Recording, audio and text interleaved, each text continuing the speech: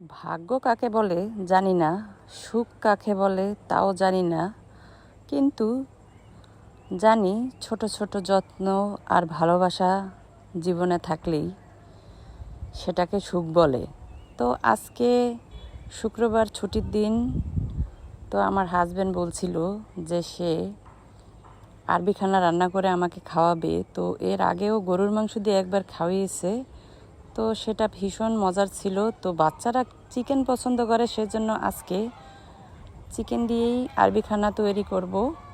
তো আমি করব না, আমার হাজব্যান্ড করবে, কিন্তু আমি তাকে সব কিছু গুছিয়ে দেব, কারণ সে এত ব্যস্ত থাকে যে আমাদের সুখের জন্য সব সময় সারাদিন সে পরিশ্রম করে যায়। লোকটা সব সময় এত পরিশ্রম করে শুধু আমাদের মুখে এক মুঠো হাসি ফোটানোর জন্য, সেটা অবশ্যই বুঝতে হবে। তাই আমি বলছি আমি সব করে দেব, তুমি শুধু রান্নাটা করো, তাহলেই হবে। তো এদিকে বাসমতি চালটা আগে থেকে ভিজিয়ে নিয়েছিলাম। তো তার সাথে ছিল বুটের ডাল। আমি এসব রান্না কখনো করিনি, জানিও না। সে বাইরে যখন ছিল তখন খেয়েছে এবং আমাকে এসে বলে এই রান্নাগুলো অনেক ওই দেশে চলে আর অনেক মজা করে খায় কুয়েতের লোকেরা। তো আমি আবার তার সাথে ভাবলাম একটু টিকিয়া কাবাব করি। তো এদিকে সেটাকে ভেজে নিচ্ছিলাম।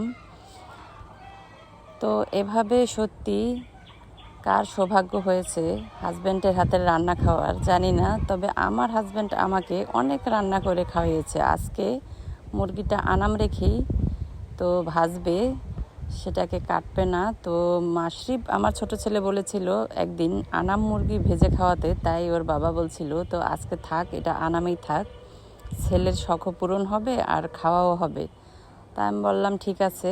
তো এখন প্লেট সাজাবার পালা। তো দেখুন ডেকোরেশন হচ্ছে এখানে পাকা বাবুচির হাতে। তো কীরকম হয়েছে অবশ্যই জানাবেন ডেকোরেশনটা। তো এখন সে সুন্দর করে ডেকোরেশন করছে, আমরা সবাই খাবো। তো অনেক ক্ষুধা পেয়েছে, কাজ করতে করতে আসলে খাওয়াটা যত মজার হয় কষ্টটাও তার দ্বিগুণ হয়। যে রান্নাবাড়া করতে অনেক সময় লাগে, খেতে কিন্তু তেমন একটা সময় লাগে না। তো দেখুন আমার তো জিভে জল চলে আসছে ডেকোরেশন দেখেই, আসলে সেই স্বাদ হবে দেখেই মনে হচ্ছে। তো এখন সবাই মিলে খাওয়া দাওয়া করব।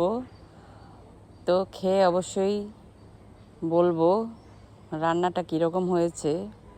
তো সব সময় এটাকে আমি সুখ মনে করি, দোয়া মনে করি যে এভাবে রান্না করে হাজব্যান্ডের হাতে খাচ্ছি। আর হাজব্যান্ডের রান্না বললে কথা, অবশ্যই আজকে বেশি খেতে হবে, তাই আমি তো অনেক নিলাম, প্লেট ভরে নিলাম। তো এখন শুধু খাবো আর খাবো।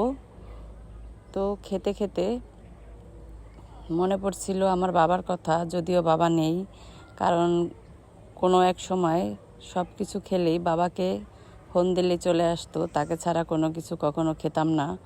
তো আজকেও তার কথা অনেক মনে পড়ছিল। যখনই ভালো কিছু রান্না করি না কেন, খাই না কেন, শুধু বাবার কথাই মনে পড়ে, কারণ সে এত আমাদেরকে এত ভালোবাসা দিয়ে গেছে যেটা ভোলার না। আর সত্যি বাবা মা না থাকলে বোঝা যায় পৃথিবীতে আসলে একটা হাহাকার থেকেই যায়, যতই মানুষ সুখে থাক। আজ এ পর্যন্তই, বাই বাই।